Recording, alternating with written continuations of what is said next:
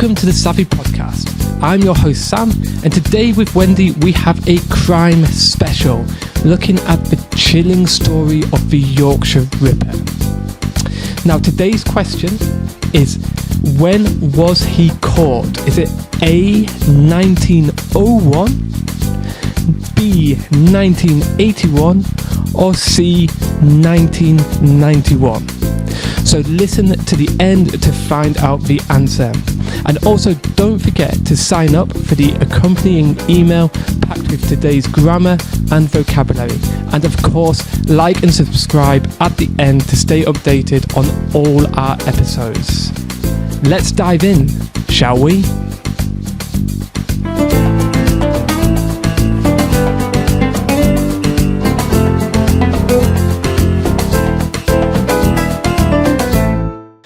Welcome back to the Savvy Podcast, and today we're with Wendy Dubianski. That's me. Yeah, pronunciation correct? Amazing. Perfect. But today we're going to do something a little bit different. The listeners are going to hear more from me today, as I am telling the story of a murderer from my hometown. Oh, so hometown is the place where you were raised, okay, where you spent your childhood, the place you feel home. And now I want to give a little warning to our listeners before we begin. We're going to touch on some difficult topics in this podcast. And if that isn't your cup of tea, or you're a younger listener, please turn off now. Okay, sensitive material. Sensitive, remember, is not what you think probably. It's sensible. Okay, and by the way, a cup of tea, if something is not your cup of tea, it's that it's not something you like and not something you're interested in. For example, sports is not my cup of tea. I'm sorry for that. Oh, really? For the football fans. Okay, so let's begin. So today's episode will take us back to 1970s in England, to a region called Yorkshire, where I am from. No bias, but it's an area known for its friendly people and picturesque countryside. But during that decade, in the 1970s, something sinister was happening. The exception to the rule, then. Yes. Okay, so for nearly 5 years, a brutal killer terrorized the area. Women were murdered in gruesome ways. Gruesome. Okay. Can you explain gruesome? Gruesome. Well, very horribly. Horrible, absolutely horrible. And the police were unable to catch the person responsible. People called him the Yorkshire Ripper, after the Jack the Ripper, who lived previously in London. But for a long time, his identity remained a chilling mystery. So today we're going to look at who was this man? How did he avoid capture for so long? And what does this case tell us about the society in England at the time? So stay with us as we uncover the answers. Okay.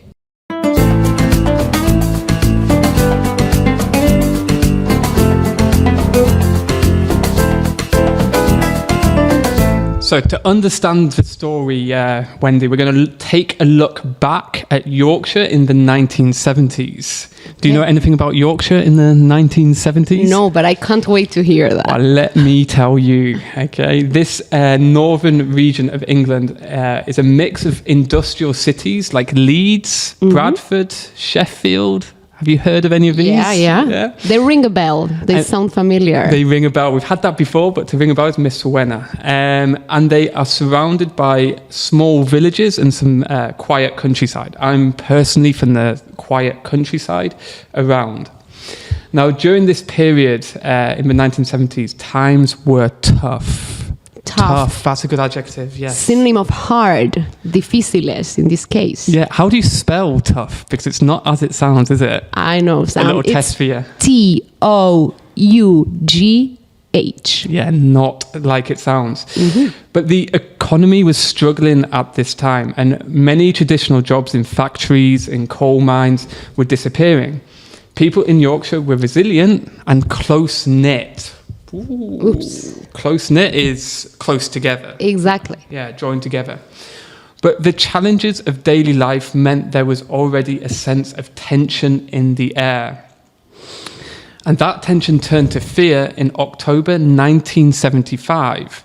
A woman named Wilma McCann was found dead in Leeds.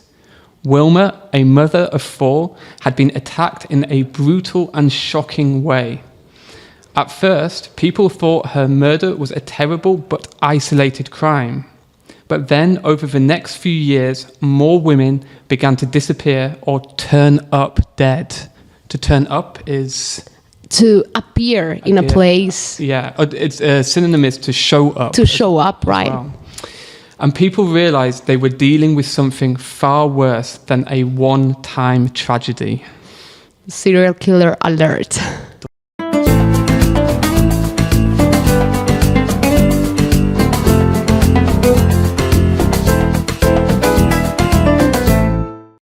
From 1975 to 1980, 13 women were murdered across Yorkshire and nearby areas.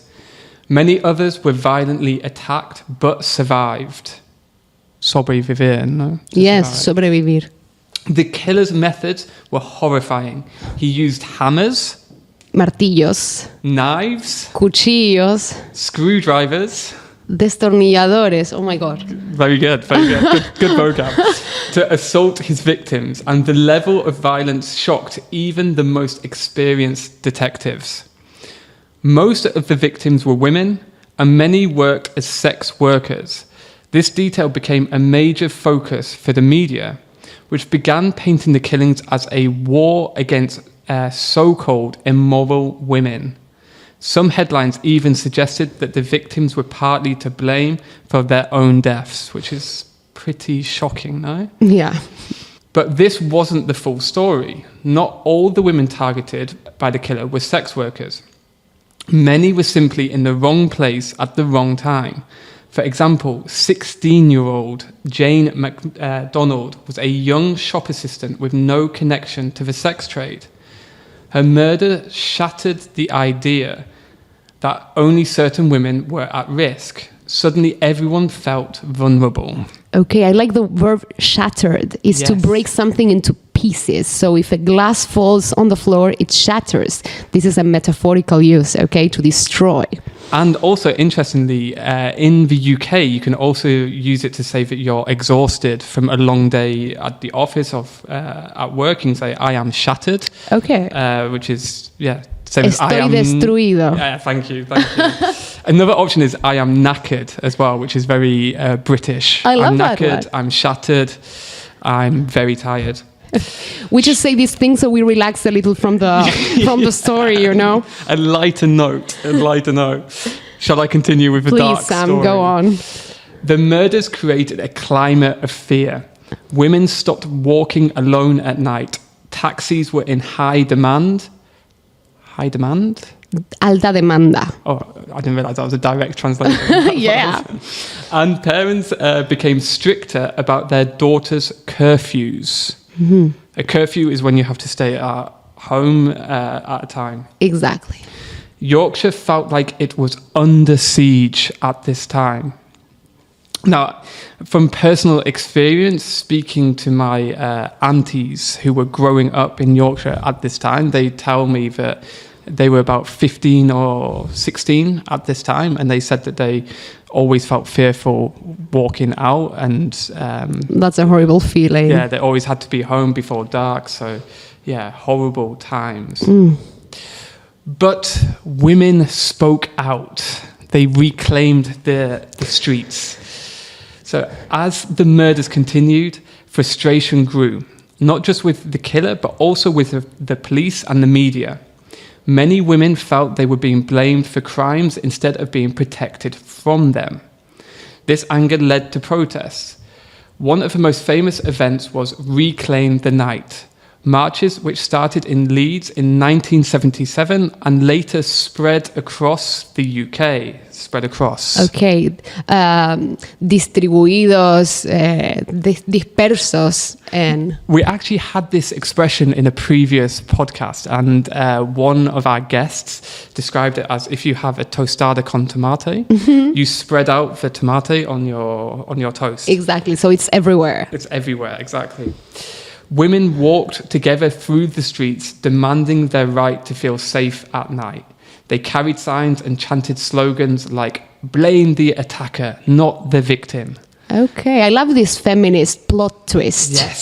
So, plot twist. Oh, I love this. A plot twist, the plot is la trama, what a story is about. So when we talk about a plot twist, is that what you expected would happen in a story, it has another type of ending, a different outcome.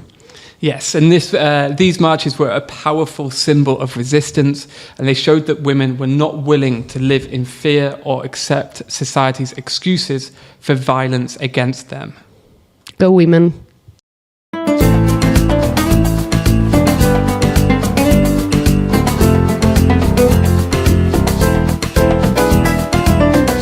Meanwhile, the police were under enormous pressure to catch the killer.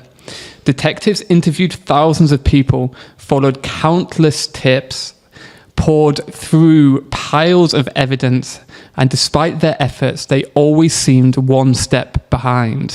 Okay, Whereas one if step you've behind. poured through, is to search through. Exactly. Okay. Countless tips is... Countless, something you can't count. Incontables. Incontable. And one step behind is... Yeah, estar un paso detrás. Exactly. The killer's ability to avoid capture wasn't just luck. It was also due to serious mistakes in the investigation. One of the biggest setbacks came in 1979 when a man sent the police a tape claiming to be the Yorkshire Ripper. The voice on the tape taunted detectives, saying, "I'm Jack. I'm sorry. I can't stop myself." Ooh, creepy. Creepy. So creepy, it hurts. The police became convinced this tape was the real killer, especially because the man's accent suggested he was from Sunderland, a city far from most of the crime scenes. Investigators shifted their focus to men from that region, ignoring suspects who didn't match the profile. Mm-hmm. Okay, to match the profile is that they were not the type of people they were looking for to match. To be the same, to connect. And actually, that's perfect for business people. When they're searching for a new member of their team, they need to match the profile Definitely. Of the position. Or to match the requirements. Match the requirements, another one. Very nice. This was a disastrous decision. The real killer wasn't from Sunderland at all. While police chased false leads, more women were killed. What makes this even more tragic is that the killer had already been interviewed by the police multiple times. But due to poor record keeping and the distraction of the hoax is... Hoax. Oh my God. The translation in Spanish. Trampa? Sorry? A trampa? Yes, trampa, like...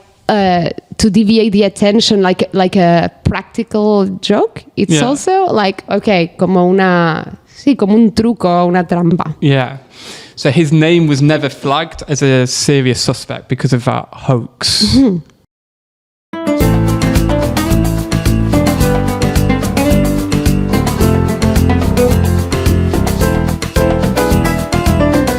In January 1981, so 6 years after the first murder, the case took an unexpected turn. 2 police officers in Sheffield stopped a man in a car with false license plates. The man was calm and cooperative, but something about him didn't feel right. There's a strange feeling about him. The officers brought him in for further questioning. During the research, they found a hammer and a knife hidden nearby.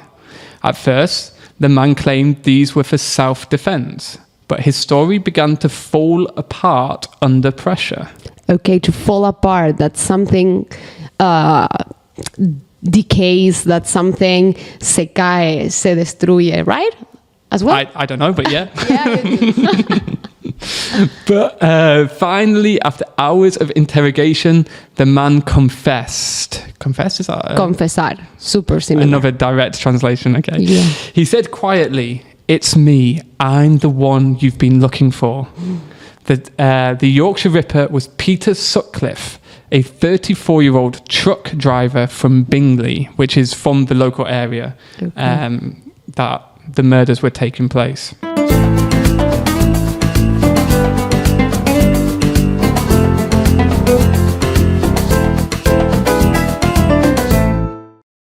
Peter Sutcliffe seemed like an ordinary man. He was married. I didn't know that he was married. That is...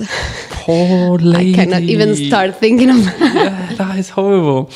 Held down steady work. Held down is to keep steady work. Steady, fijo, Yeah. estable.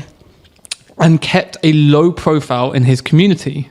But underneath this facade, he was a violent and manipulative killer. Facade, fachada, in this case, what you show at first sight.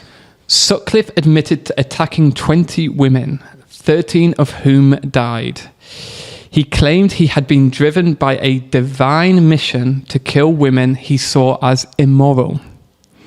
However, his justification was just an excuse for his cruelty. Cruelty? Crueldad. I keep on pointing out the direct translation. But it's fine. A lot of people appreciate that direct translation, so it's fine. During his trial in 1981, Sutcliffe was convicted of 13 murders and 7 attempted murders. He was sentenced to life in prison, where he remained until his death in 2020. Not so long ago. Not so long ago, no. So it's still quite present.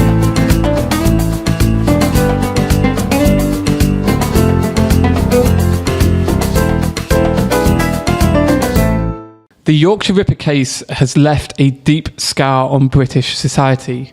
For the victims' families, the pain of losing their loved ones will never fade. Fade? Fade, desvanecerse, desaparecer. And scar is una cicatriz. Okay, that's why I have a fun fact. In The Lion King, one of the bad characters is called Scar, the bad uncle, because he has a scar on his eye. He's not called cicatriz in the... No, in the I don't know the translation in Spanish. I don't remember. Okay, but this case also exposed major problems in how crimes were investigated and how society views violence against women. The mistakes made during the investigation, like believing the hoax tape, led to calls for reform in policing. Over time, new systems were introduced to track serial crimes more effectively. The case also sparked a national conversation about how women are treated by the media and the justice system. It's a reminder that every victim deserves respect, no matter their background or circumstances. Very true. Okay.